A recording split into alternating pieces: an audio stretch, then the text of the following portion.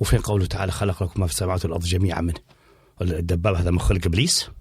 اللهم لا كان يعتقد مثل ما قال الناس كانوا يسموه حمار إبليس أو حصان إبليس. الله يستعان.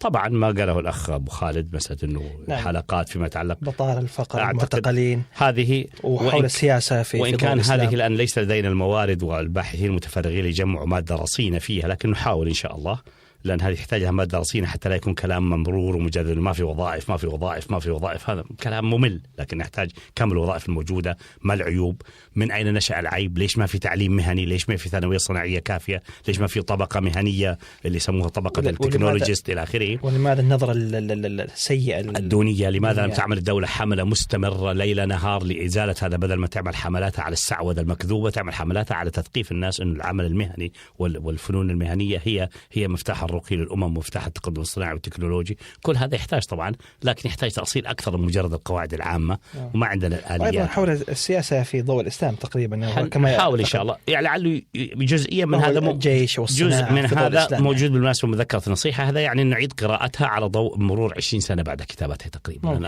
نعيدها ونضيف إليها وننقحها ونبين ما الذي تم ولا ما الذي تم حتى هذا جيد.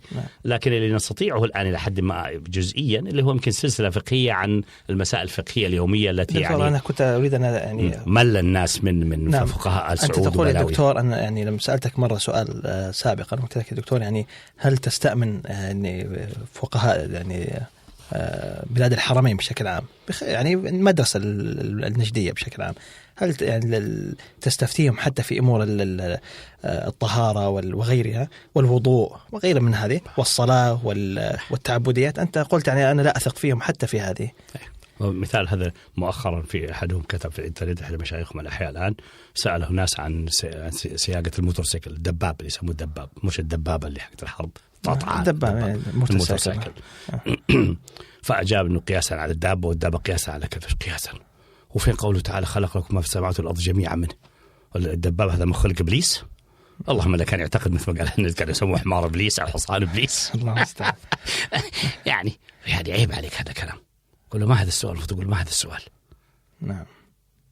هو مريء يعني موقعه بهذا آلة من آليات الكون اللي الله خلقها في الكون، سواء خلقها مباشرة أو خلقها بعملية طبيعية أو مكن سخر الناس في خلقتها، ولا فيها أي شيء موجب للتحريم، لا فيها ضرر معين، لا فيها كذا. نعم لو سألتني هل يجوز أن أسوق مثلا الموتورسيكل في الطريق السريع مثلا من غير لبس خوذة للرأس، أقول لك لا، هذا مكروه أو حرام، لأنك تعرض نفسك للخطر، والرأس عضو حساس أي ضرر فيه تكون قاتلة، فما ينبغي تعرض نفسك للخطر. هذا ما هو بعير يقف فجأة، هذا دباب ما يوقف، وإذا صدم في جدار مت فورا إذا ضربت رأسه، فليس لك أن تخاطر بنفسك. هذا يكون سؤال جيد. أما يسأل كيف ركوب الدباب ويرد عليه بعد الشيخ بدل ما يوبخ ويقول له ما كان ينبغي لك تسأل هذا السؤال.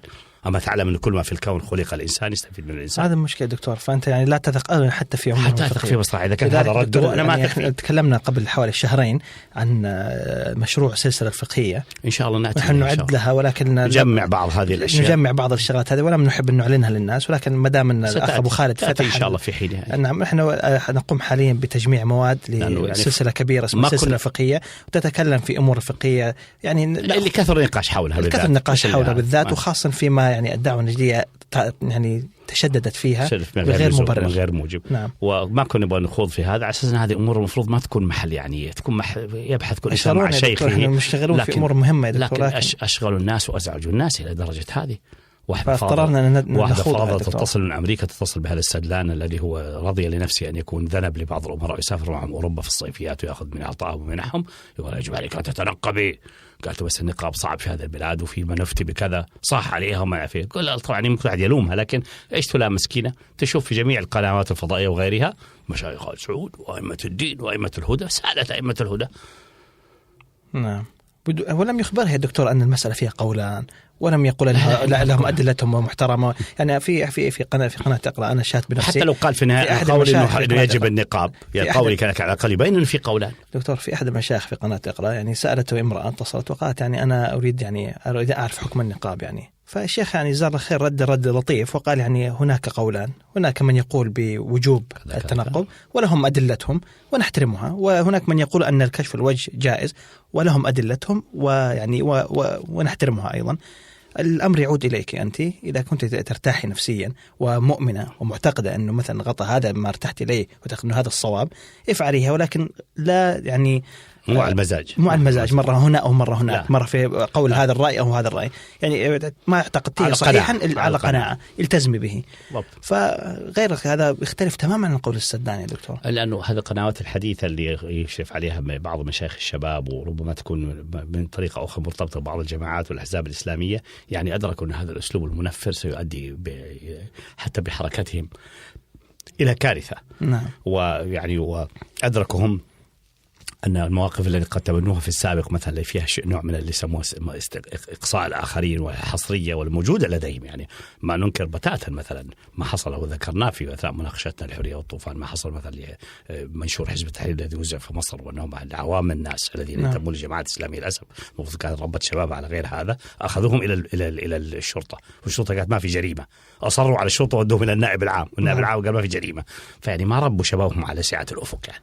نعم. فيهم هذه الأمراض، لكن بدأوا الآن يدركون هذا، أرجو أن يدركونها بسرعة فائقة، لأن هذا الأمر لا يجوز فيه التساهل. نعم. ونحن نقول إن شاء الله يعني السلسلة هذه بإذن الله عندما ننتهي منها ونعد موادها ستأتيكم إن شاء الله، وتكون سلسلة إن شاء الله طيبة وتكثر ردود الأفعال. يعني مثلا مؤخرا أحد النواب السلفيين في مجلس الشعب المصري قام أذن بالأذان في وسط المجلس، هو يعتقد أنه مصيبة هذا، لكنه غلطان، لأن هذا مجلس منعقد والمجلس رئيس صاحب سلطة، المفروض يقول له الصلاة، وإذا قضى الأمر يعني إذا كان مسموح بذلك يخرج من الجلسة ويؤذن برا، ما يأذن في داخل الجلسة وما شك ذلك. شوف كيف؟ نعم. هذا الذي أذن في المجلس يظن أنه محسن، هذا خطأ، لأن المجلس له رئيس وهذه جلسة منضبطة فيها ناس يحضرون، فالمفروض ينبه رئيس المجلس على أنه هناك وقت الصلاة دخل ويجب الأذان ونخرج جميعا نصلي، فإذا لم ينتبه يخرج هو، أما يأذن في داخل الجلسة وهي في جلستها، هو يظن أنه محسن بهذا، وهذا خطأ في الاجتهاد، لأن هذا صاحب سلطان وسلطانه شرعي، أنتم منتخبين الرئيس لهذه الجلسة وفي جلسة منضبطة، وفي أحاديث كيف تنظم إذا أخر الأمير الصلاة عن وقتها وكيف يتعامل معه وإلى آخره. يعني عامة الناس دكتور يعني منتخبوا فيعني يثقفوا. نعم. دكتور يعني أحد الأخوات اتصلت قبل قليل ووضعت سؤال عند الكنترول وأخبرني يقول أن هناك بعض الشباب في الآن في لندن هنا يضعون طاولات ويضعون فيها منشورات إسلامية للدعوة غير المسلمين للإسلام، ويقومهم دائما بذلك. وأتى شيخ معروف قالت لا أحب أن أذكر اسمه وقال أنه ليس من السنة أن تقوم بالدعوة بهذه الطريقة. قاتله الله. كيف نرد على مثل هذا؟ وماذا عن قوله تعالى عن نوح مثلا، أنه هذا شرع ليس شرعنا، لكن ذكر الله من باب المدح لنوح ولم يأتي عن ما يبين أنه خطأ، إني دعوت قومي ليلا ونهارا فلم يزدوا معي، يعني كان يدعون في الليل وفي النهار، في الصفا كان يدعو في الصفا ويتعطى على المروة وكان يذهب إلى الحجاج، ما كان رجل كاتب، ما كان عنده آلة طباعة حتى يضع على شكل إشارات، لكنه كان يملي القرآن، وكانت لفات القرآن على شكل لفائف وعلى شكل قطع من الأدم ومن الجلد، كان يتداولون الناس ويقرأوها. وكان خباب الأرت يقرأ سعيد بن زيد وزوجته فاطمة أخت عمر بن الخطاب، كان يقرئهم من هذه، وسمع عمر الحيمة. دكتور مرض البدعة هذه المشكلة دكتور، يعني تحدثنا فيها قبل قليل. يعني هذا يعني تجاوز حد الخطأ إلى كيف السنة في الدعوة إذن؟ ما نعرف دكتور، يعني هو يعني يحمد ربه انه محترمه وما ضربوه.